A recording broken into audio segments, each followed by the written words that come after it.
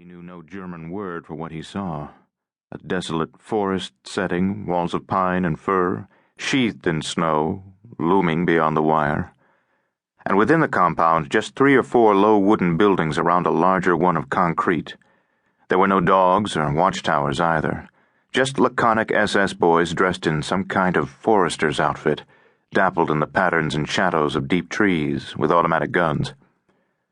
More curiosities became evident shortly, and if the other prisoners cared merely for the ample bread, the soup, the occasional piece of sausage that it had become their incredible good fortune to enjoy, Shmuel at least would keep track. In fact, he and his comrades, he quickly came to realize, were still another oddity of the place. Why had the Germans bothered to gather such a shabby crew of victims? What do we have in common, Shmuel often wondered, we Jews and Russians and Slavic types? There were 25 others, and in looking at them he saw only the outer aspects of himself in reflection. Small, wiry men, youngsters many of them, with that furtive look that living on the edge of extinction seems to confer. Though now it was a fact they lived as well as any German soldier. Besides the food, the barrack was warm.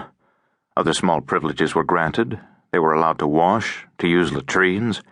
They were given the field-gray flannels of old Wehrmacht uniforms to wear, and even issued the great woolen field coats from the Russian front.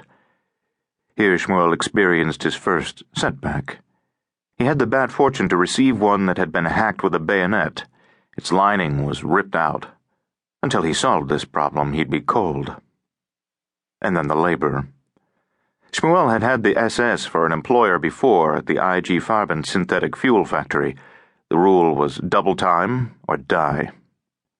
Here, by contrast, the work was mostly listless digging of defensive positions and the excavation of foundations for concrete blockhouses under the less than attentive eye of a pipe-smoking SS sergeant, an amiable sort who didn't seem to care if they progressed or not, just as long as he had his tobacco and a warm coat and no officers yelling at him. Once a prisoner had dropped his shovel in a fit of coughing. The sergeant looked at him, bent over and picked it up. He didn't even shoot him. One day as the group fussed in the snow, a young corporal came out to the detail. "Got 2 strong ones for me. Some heavy business in shit for." Shmuel heard the young man ask. "Hans de Kijk." The sergeant sucked reflectively on his pipe, belched out an aromatic cloud of smoke, and said, "Take the 2 on the end. The Russian works like a horse, and the little Jew keeps moving to stay warm." And he laughed. Shmuel was surprised to discover himself the little Jew. They were taken over to some kind of warehouse or supply shed just beyond the main building. Boxes were everywhere, vials, cans. A laboratory? Wondered Shmuel uneasily.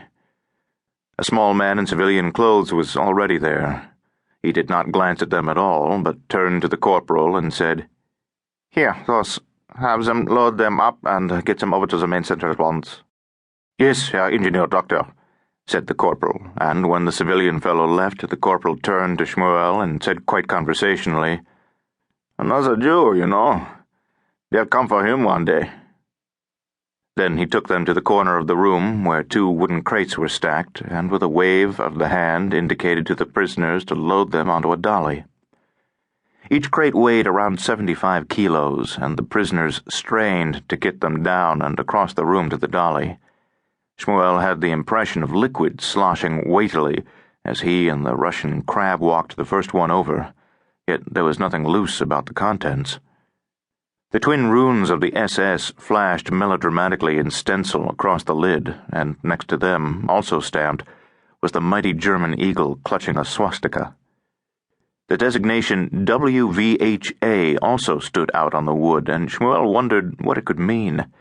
But he should not have been wondering. He should have been carrying, for the heel of his boot slipped and he felt the crate begin to tear loose from his fingers.